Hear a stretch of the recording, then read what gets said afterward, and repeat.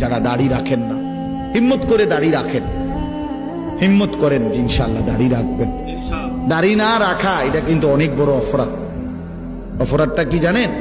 অপরাধটা হলো যে ব্যক্তি দাড়ি কাটে নিয়মিত, আমার কাছে মনে হয় সে আল্লাহর সাথে বিদ্রোহ করে এবং আল্লাহকে বলে ডাইরেক্ট যে খোদা আপনি দিবেন আমি কাটি, আপনি দিবেন আমি কাটি, আপনি দিবেন আমি কাটি, আমি বেড়া হইলে আপনি খোদারে দেখাই দিব, আপনি দিতেন পারেন কতক্ষণ, আমি কাটতে পারি।